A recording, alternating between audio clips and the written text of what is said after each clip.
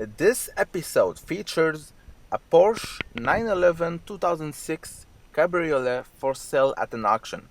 First of all, let's start with the smart chart, just so we make sure we don't forget to look for anything. When shopping for a car, you need to go through the exterior condition, the engine condition, the interior condition, make a test drive if it's possible, and then check the mileage. Just keep in mind that there is really no way to be 100% sure a used car won't need any repairs. What I would like to share throughout my work is ways to minimize the risk and deal the best price as fairly as possible. This car is from USA because the mileage is in miles instead of kilometer. Now, depending on which state it's from, it could mean it's a rust-free car. But somehow, cars, especially from Florida and California, seems to be implicated in damages and repairs without ever being flagged in the carproof. So I don't know what is happening in the carproof industry, but when you cross the border, it seems like information goes missing. So personally, as soon as I know a car is from USA, I am extra careful and I watch for every detail. First of all, the exterior condition. Paint job. You're looking for inconsistencies in paint job. Panels that seems to be lighter or stronger in color than the rest of the car.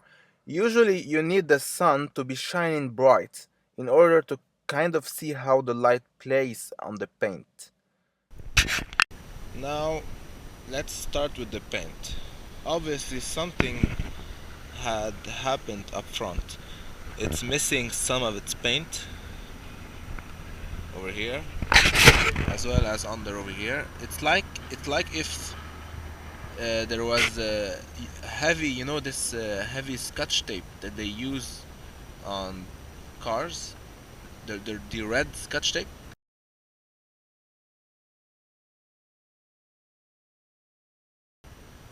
It does seem like it used to have some of that tape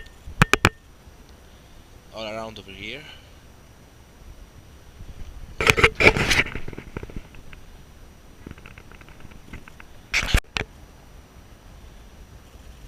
Otherwise, the paint is in a good shape. There's a lot of scratches all around,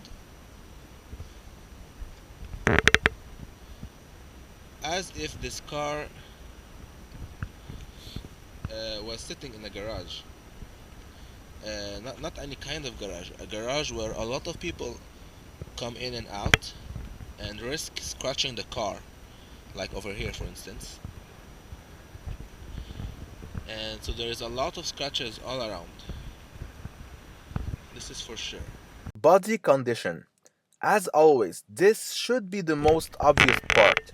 When you're walking around the car, look for any dings, broken parts, scratches, rust, inconsistent alignments in between the hood, panels, bumpers, and doors.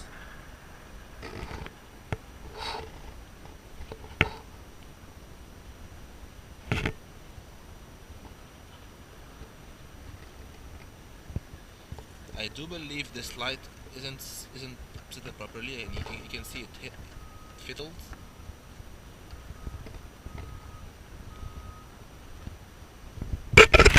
On this side is fine. And now that we're here, actually, we notice that the paint on the trunk and the bumper are kind of blurry.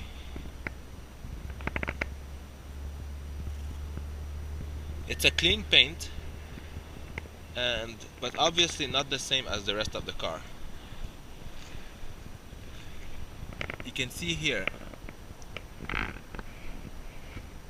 I don't know if you can tell on your screen, but if you look at my GoPro through the reflection, it seems a clean reflection, but up over here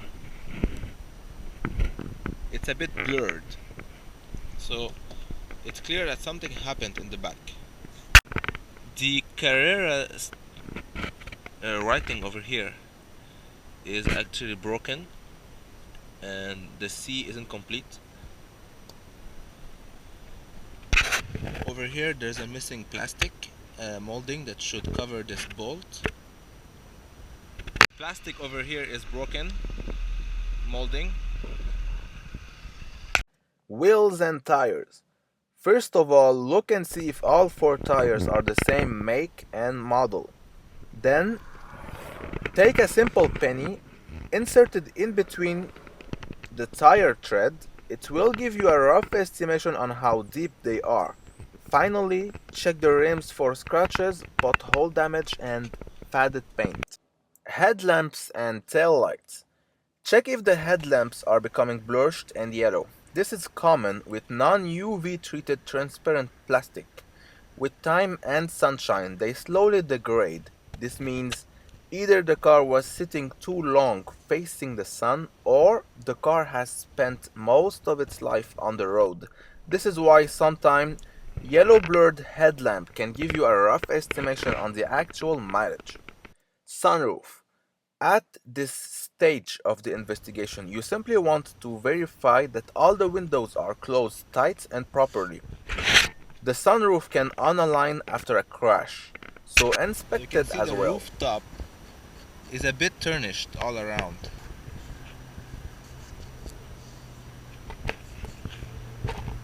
I don't believe it's leaking water, but The engine condition. First of all, check the oil level before you start the engine. Once that's done, start it up and listen. Ideally, a cold start is the best way for checking an engine. If it's too rough, you know it's usually packing a big load of mileage.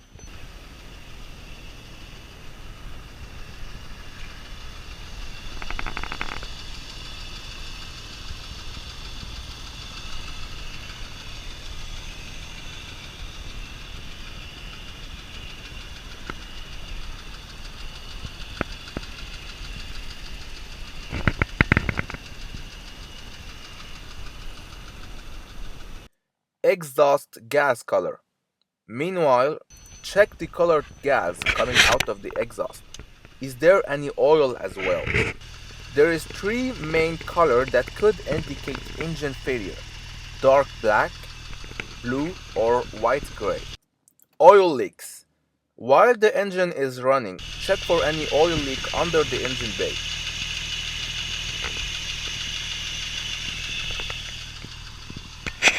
Engine bay inspection. After letting the engine heat up to normal temperature, it's the perfect time to inspect the engine bay. So shut the car off and check and see if there is any weird smells, whether it's coolant fluid or burnt smell. Look for any steam or smoke all around the engine. Rusted engine parts. Usually when a car is not driven for a long amount of time, either because it has been into an accident waiting to be repaired, or because it's simply not being driven enough, some parts, as well as engine parts, tend to accumulate surface rust. So look around for rusted engine parts as well as rusted frame and engine bay panels. Interior condition. Look for any interior wear mark. This kind of cars, the mileage plays a big part in their values. So what we need to do is find clues all around that can justify the mileage. Look for any unusual wear and tear on the steering wheel, seats, switches, and any unusual condition could be caused by excessive use, which should indicate a relatively high mileage.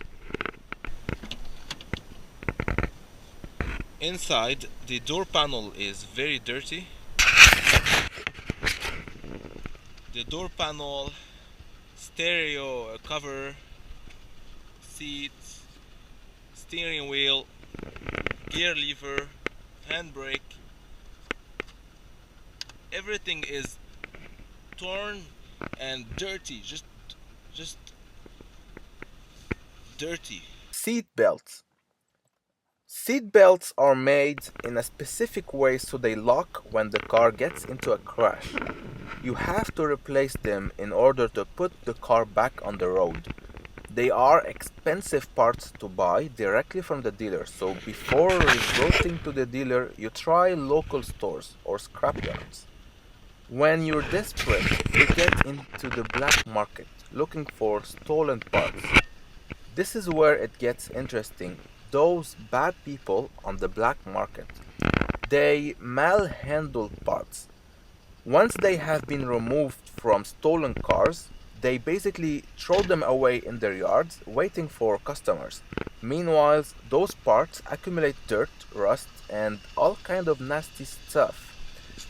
Nobody bothers cleaning them up before installing them.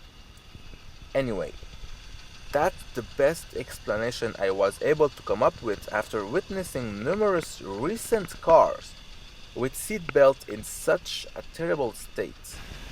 The seat belts are clean, but I'm convinced the whole interior was at least once all taken out, probably due to an accident, and in order to repair it properly. All windows and sunroof. Check if all the windows are working properly, open them up and close them down. Now, those are frameless doors windows. Usually, those windows are pre-programmed from the factory to roll a little bit down every time you I open the don't know if door. that's usual, but it doesn't know that I'm closing the door, so the window isn't going down right away. You can see over here. There's a lag.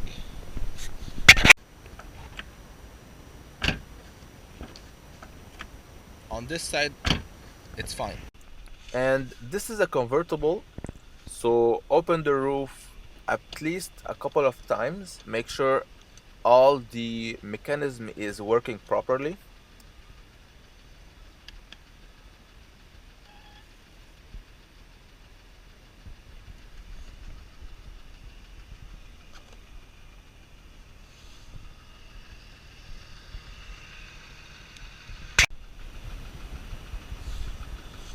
Now you can clearly see that it's way too dirty in here, and this plastic isn't properly covered. So you see, there is way more dirt that you would expect.